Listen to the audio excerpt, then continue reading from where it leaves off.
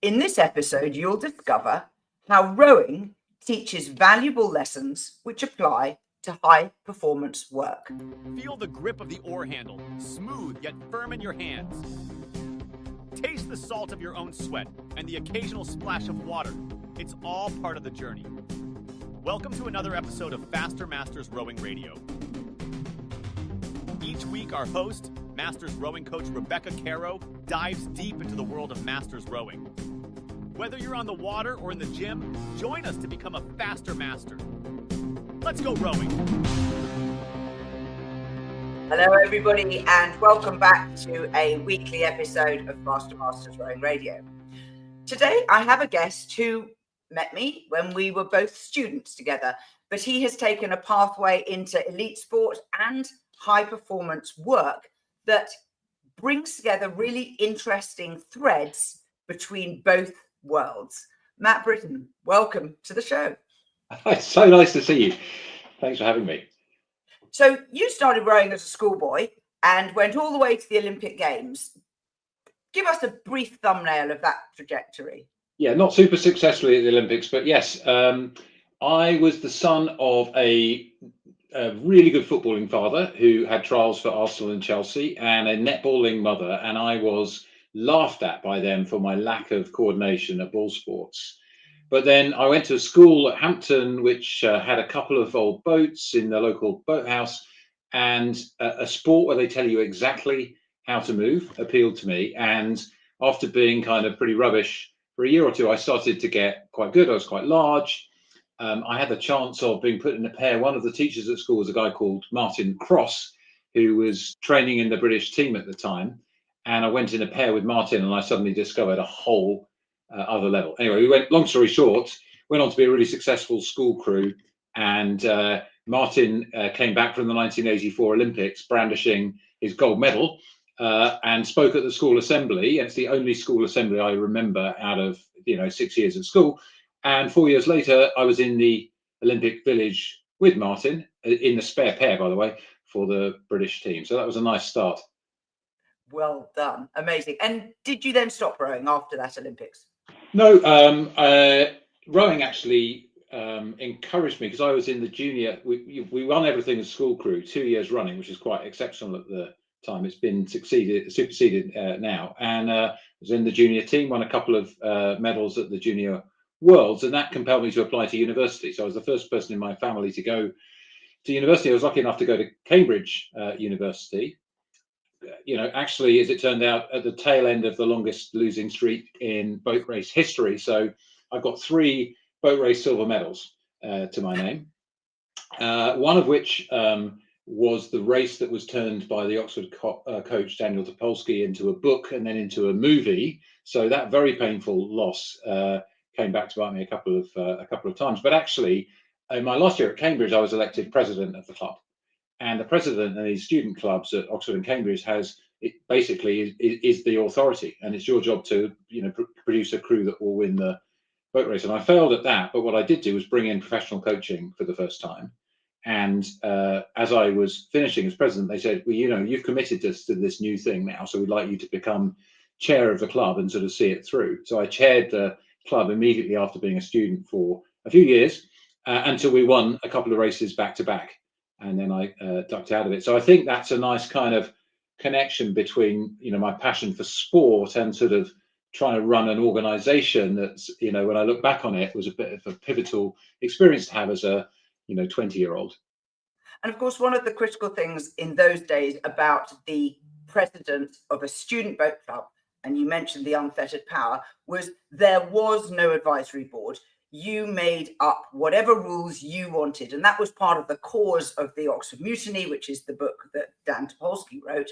So recognizing that the overlap between rowing and the administration and strategy or organization behind whatever you're trying to achieve, at a very high level, what did you begin to realize in those early years that rowing was teaching you that then was useful beyond the river? Yeah, so people who work with me over recent years will have probably got fed up with some of my kind of rowing stories and metaphors. But I've just stepped down out of a position at Google. So I was running Google in Africa, the Middle East, and Europe for the last 10 years, and working at the company for the last 18. So I spent a long time there, actually building teams and relationships and so on. And I remember one of the most valuable lessons for me was when I was back at the school, age of 15, and my coach, Steve Gunn, who went on to be a coach of Olympic gold medalists and a brilliant long-term successful coach in the British team. My coach, Steve Gunn, said to me, he was following us in a launch, and he said, hey, Matt, there's a piece of shit on the end of your oar. And I sort of looked down at the oar, and I was like, I couldn't see anything on it. And I looked back at him really sort of puzzled. And he went, no, the other end. And then you sort of realize, oh, that's what you meant. And it was quite a harsh coach, but his point was, you've got to take responsibility for what you're doing, Chief. And I tell that story because I think, in the world of organizations outside of sport, taking responsibility and sort of before you start blaming other people, thinking about, are you the piece of shit on the end of the oar?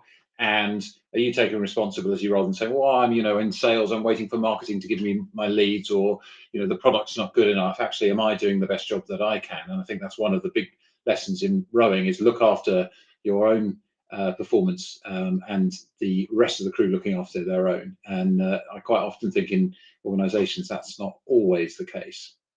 Certainly, yeah.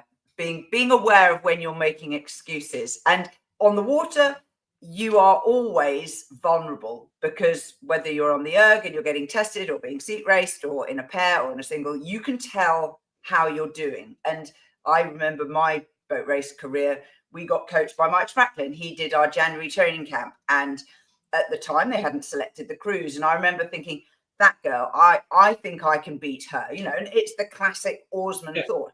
I was extremely young in my rowing career. That was in my second year of rowing. And I was so wrong, miles wrong. A, she had wonderful blade work, and B, she was a lot stronger than me. But I thought she was the one that I could knock off, And in a way, the mindset was right, but the self-appraisal was out of kilter.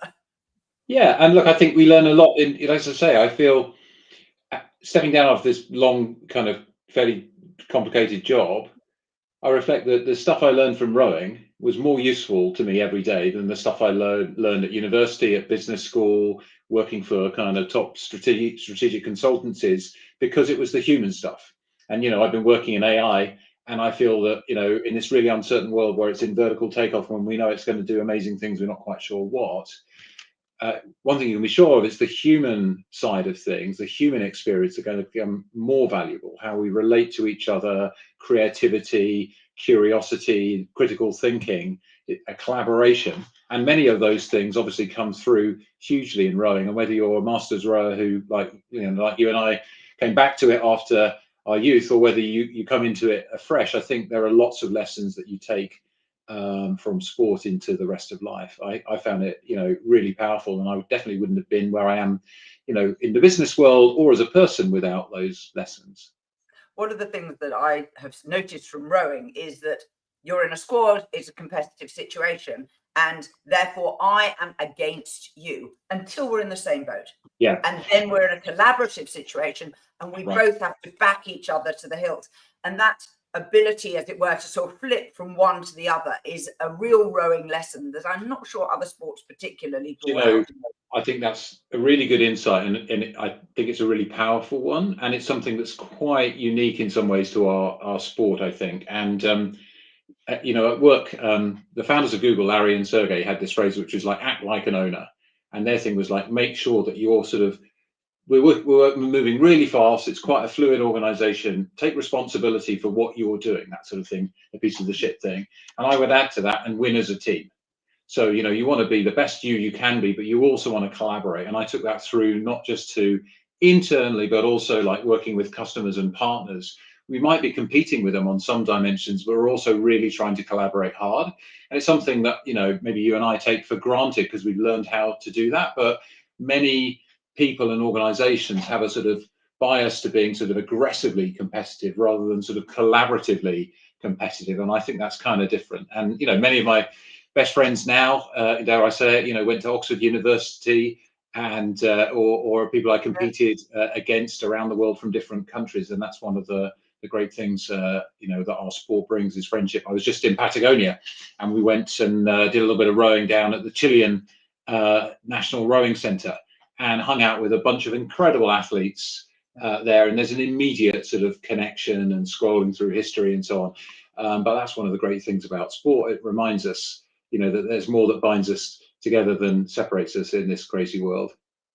I think Masters Rowing is particularly good at that. And when I read the Facebook group Masters Rowing International, it is often once a week at least someone will say, I've got a business trip to name a town. Can someone introduce me? And there is somebody in the group who goes, you need to speak to, I'll PM you their details. And the visitor rowing experience, Mark Davies was always very keen that we should have a little passport card, sort of like a driver's license that says, Rebecca is competent in a single, and therefore, you should trust her if she turns up at your club.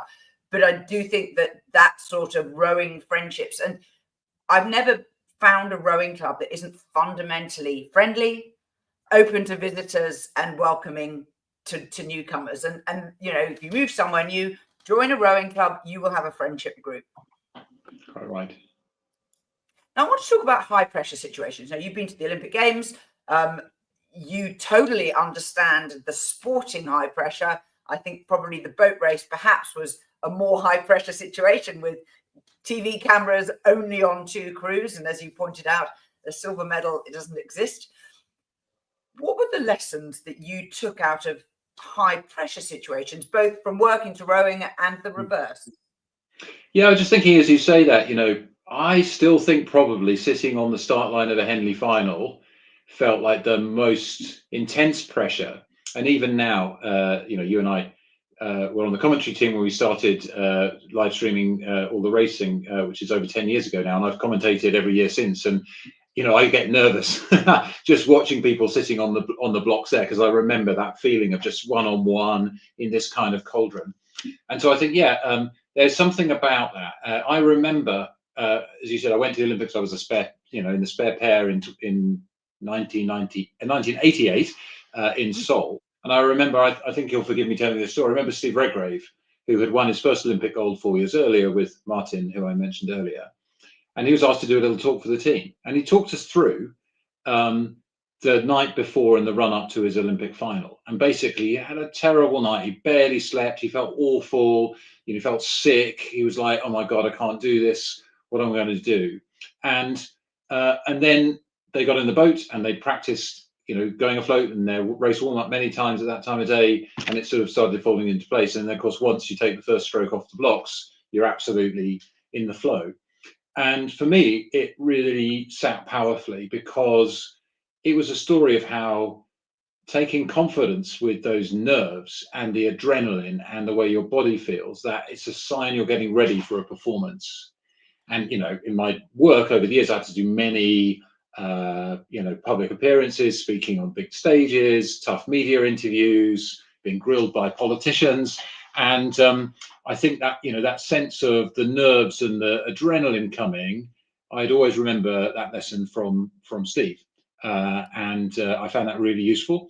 I think, another lesson I picked up over the years, I think, is sort of getting your attention off yourself, like instead of going into yourself. And I know different people cope with pressure in different ways, as you know, but I find it really helpful to sort of get my attention off myself, focus on the process, whether it's just like, the feeling of the oar in my handle or whatever, seeing the other crew there, just kind of, that really helps. And, again, lots of people struggle with public speaking. I think a real lesson in public speaking is nobody knows what you were going to say. Nobody knows that you stumbled over something, you missed something out or whatever. Just focus on the audience. Am I connecting with them? And if you're nervous, finding a friendly face.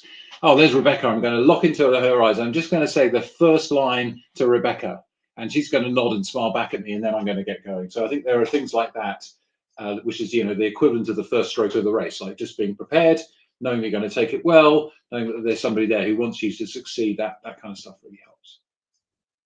You mentioned Henley Royal Regatta. Now, you're a steward, which is for listeners who don't know, they're the people who organise and run the event. And the progress that Henley has made, you said 10 years of commentary. Can you reflect a little bit on what the trajectory has been over your time as a steward, and perhaps reveal some of the things that have been announced this week? on changes? Yeah, look, it's a huge honour to be part of the regatta, and I got a call from Steve Redgrave in 2014, I think it was, and he called me. I was on a train somewhere, and he said, "Hey, I've got some news. I've just been made chairman of Henley Regatta." And I was like, "Well, fantastic, Steve. I'm really delighted for you. What can I do to help?" And he's like, "No, I've got some more news. You've been made a steward of the regatta." And I didn't expect this. The stewards mostly were people with more gold medals than me, which is 0. I got a few other colours, and but then it turned out to be a full-time job for, at the time, 5 days a year until you die. And he asked me to come and help the committee think a bit more strategically about like where the regatta might be in 10 years' time. And with my consulting and business background, I had some ways of sort of helping them think through that. Anyway, long story short, I'm really proud of the fact that Henley sort of looks unchanging, and yet it's always evolving. And we just announced earlier this week 3 new women's quad sculls events going to be introduced in the 2026 racing schedule, 187th Henley Regatta.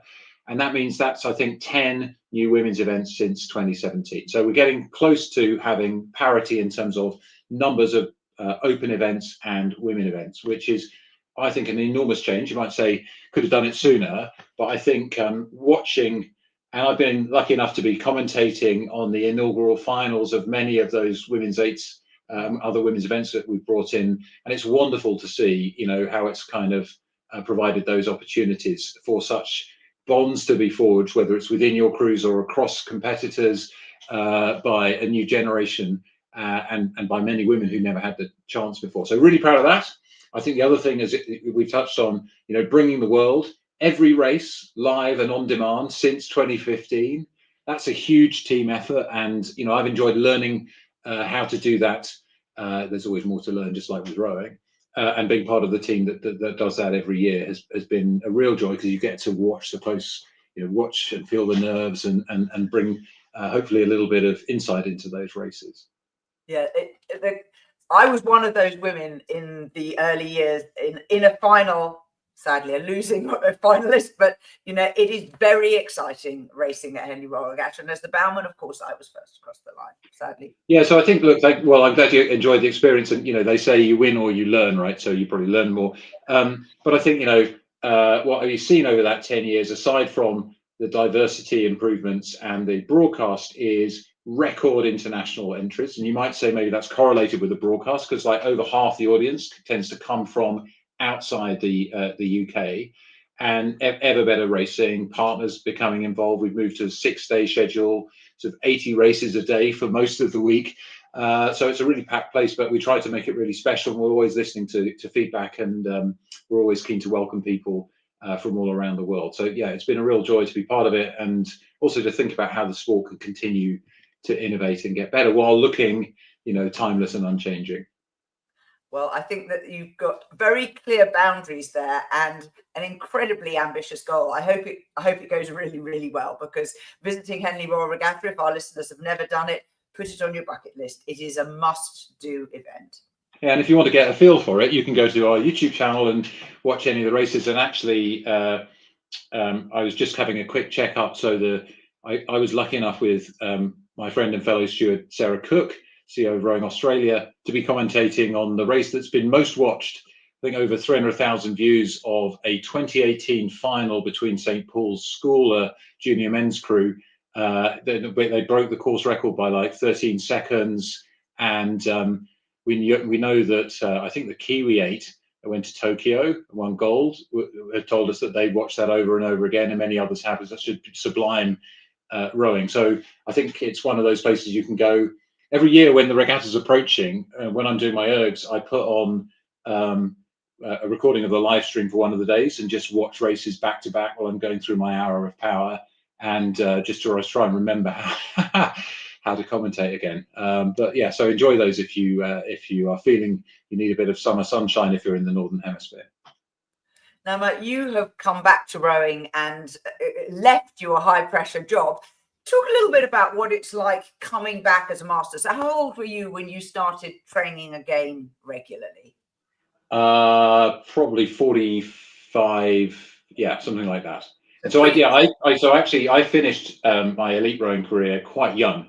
Went to university. I was the youngest person to row in the boat race at the time, and I think even still. And I probably hung up my international kind of vest at the age of about 22, 23.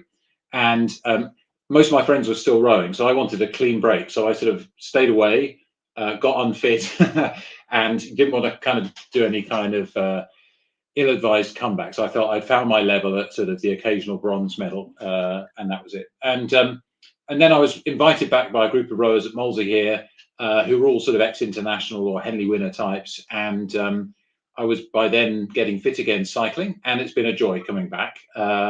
Yes, there's an absolute recalibration, but the time off was sufficient that I couldn't remember what kind of erg score I should be getting, and I wouldn't have kind of felt it was going to be feasible. So the kind of gains you make as you start to come back are lovely. Then you kind of plateau a bit, and rediscovering the joy. And I think for me and you as well, you come back to the sport after some time out. For me also, when my kids were getting old enough where sneaking off to go rowing in the morning wasn't too much of a drain on my lovely wife, it's partly about learning, but quite a lot of it is about remembering.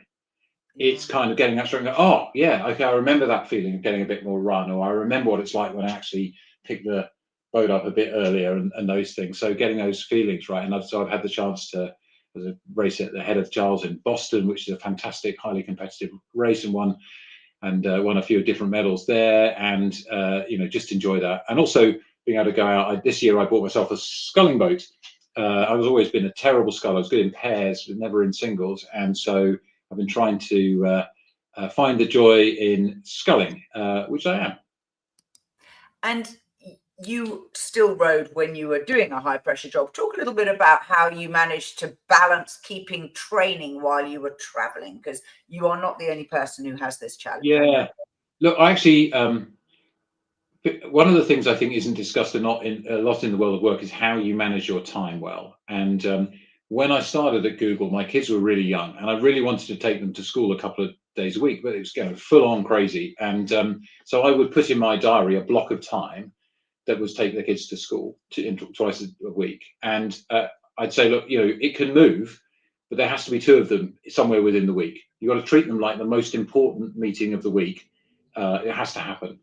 And I found that really helpful. And then when I was my kids didn't need taken to school, I was coming back into rowing, I used to block my training time in the calendar and try and treat it the same way. And, I was doing lots of late night calls. I'm based here in London. The colleagues I work with were in California mostly. One of them's in Singapore. So I was doing 2 or 3 night shift calls a week. And so I started to go training in the afternoon. And then, as you say, when you're traveling, keeping that discipline going, like not having too many glasses of wine, going to the hotel gym and finding the rickety elliptical machine, but just getting it done. It was quite hard, I think, but I know, and that in rowing, rest is a key part of performance. And I think in working life, exercise is a key part of keeping your performance going. And I was always in a better mood. And then the more senior you get, and it's another thing I think I'm passionate about, the more senior you get, the more important it is the way you show up, because people might not see you. I traveled to one of the countries I was responsible for. I might only go there once a year.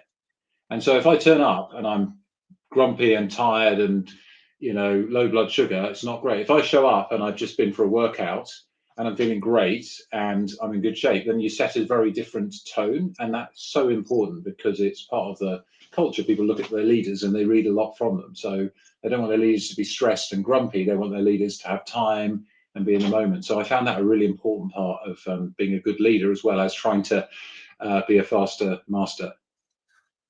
Now, looking forward, what have you got on your horizon for perhaps next year? Well, I've come up with this gimmick, which is that I'm not retiring from work, but I'm on a gap year. So I went straight for, as we talked earlier, from school to university into the world of work and rowing, and then work without rowing and full on work, and then work with rowing again. And so I realized I'd never had any time off. So I've got the luxury of a bit of time off, and I've spent a bit of it on upward parenting, which has been lovely, and a little bit of travel. So I think as I go to the next year, I'm starting to try to, what are the things I'm going to get involved in, for public good, as well as kind of helping mentor and work with other people in business. And also on the rowing side, one thing I put off, and we could have a whole different podcast about this. I've kind of put off doing weights. So I used to do a lot of weights, and I have been over reliant, partly because of the traveling, partly from having slightly dodgy back, on erging to keep myself mobile. And so this year, aside from trying to get better at sculling, so if I can go, if my maximum speed comes at a rate that's higher than 22 in the year ahead, I'll be pleased. And also just kind of putting the time into weights. And my wife actually, who's not really done a huge amount of kind of gym-based exercise, got into heavyweight training a couple of years ago, which is obviously brilliant as a woman in particular for bone density and health. And she shamed me because I've been, shying away from that. So weights and sculling and continuing to try to be ambitious about what I can achieve in rowing, even as I get older. And you are running up the down escalator, and there's no shame in that. You are, but the down escalator takes you interesting places. I discovered about a new race that I'd never heard of on a lake in Italy. It's about 6.5K out and back round a very beautiful island, only for singles and eights. It's like, oh, I need to find 7. Oh, is that you're in? Yes, some friends of mine just did that, and it's a beautiful race. So yeah. So there are always new places to go. Some of them, are 2 and 3 year plans. But that's, I think, one of the things about masters rowing that people don't appreciate until you're in it, is it doesn't have to be the same every year. When we were younger, there's a distinct rhythm and pattern to the season. And with masters, something happens and you are not available. Fine. There's always next year.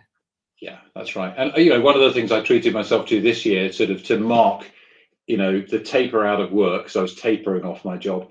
I booked myself into Gillian Lindsay, the fantastic British rower, runs a series of camps, GL camps, she calls them. And I went on a master's camp in Sabaudia. And the only other time I've been to Sabaudia was my first year in the British national team as a senior. And so going back to that lake years later, and it being in my single with Jill and a fantastic group of masters, it was a real pleasure, actually. And so that's a nice little treat that I'd highly recommend if you've got the resources to do that.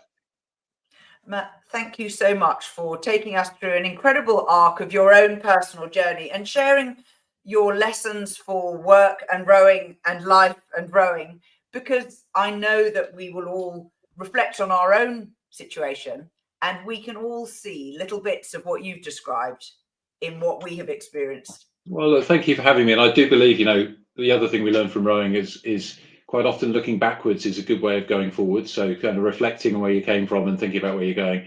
Try not to crash into any bridges. So thank you, Rebecca. Till next time. We are part of the Rowing Chat Podcast Network. Please tell your fellow rowers about the show. If you've learned just one helpful thing from today's episode, please consider supporting the show for as little as $1 per month by visiting fastermastersrowing.com/podcast.